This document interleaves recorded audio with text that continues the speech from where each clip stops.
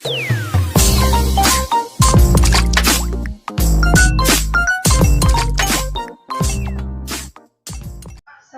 warahmatullahi wabarakatuh. Saya Anggun Triutami baru lulus dengan NIM 1205012370 dari kelas 4H Program Studi Teknik Informatika Universitas Riau.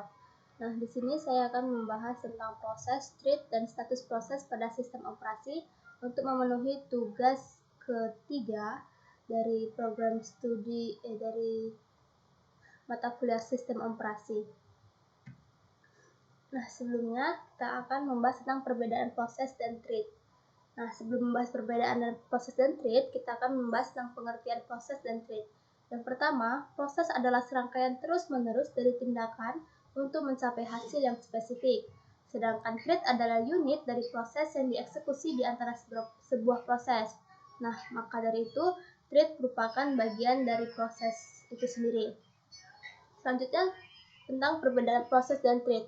Nah, yang pertama yaitu pada proses sulit untuk membuat karena membutuhkan duplikasi proses induk dan alokasi memori, sedangkan pada treat lebih mudah untuk membuat karena tidak memerlukan ruang alamat yang terpisah. Dan yang perbedaan yang kedua yaitu pada proses digunakan untuk tugas yang berat seperti pelaksanaan aplikasi, sedangkan pada treat digunakan untuk tugas-tugas yang sederhana. Selanjutnya, perbedaan yang ketiga yaitu pada proses tidak berbagi ruang alamat yang sama, sedangkan pada treat berbagi proses yang sama dan ruang alamat yang sama. Selanjutnya, perbedaan yang keempat yaitu pada proses independen satu sama lain, sedangkan pada treat saling bergantung karena mereka berbagi ruang alamat yang sama. Selanjutnya, perbedaan yang kelima yaitu setiap proses memiliki kode dan data sendiri, sedangkan pada treat berbagi kode dan data yang sama. Setelah itu, yang terakhir adalah pada proses, kontes beralih antara proses jauh lebih lambat, sedangkan treat, kontes beralih antara treat dari proses yang sama lebih cepat. Nah, selanjutnya kita akan membahas tentang perubahan status sebuah proses pada sistem operasi.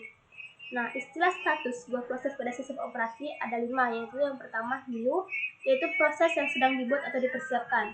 Yang kedua yaitu running, yaitu instruksi sedang dikerjakan atau dieksekusi.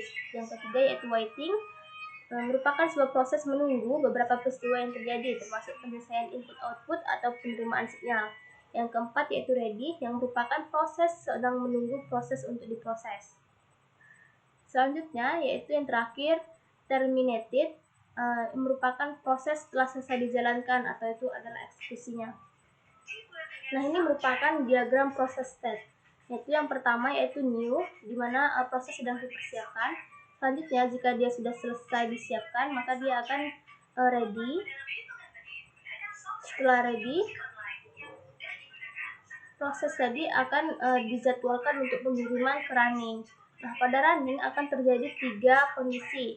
Nah, kondisi pertama yaitu langsung dieksekusi ke terminated atau hasilnya langsung.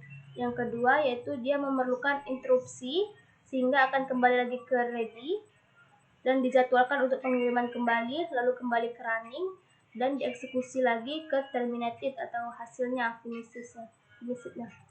Selanjutnya kondisi yang ketiga yaitu saat running dia memerlukan input output sehingga diarahkan ke waiting, yaitu menunggu proses tersebut. Selanjutnya, jika prosesnya telah selesai, telah lengkap, maka akan kembali ke ready. Nah, setelah ready akan dijadwalkan lagi ke pengiriman ke running. Setelah itu baru dieksekusi ke terminated. Baiklah, itu saja yang bisa saya jelaskan. Dan kurang saya mohon maaf. Assalamualaikum warahmatullahi wabarakatuh.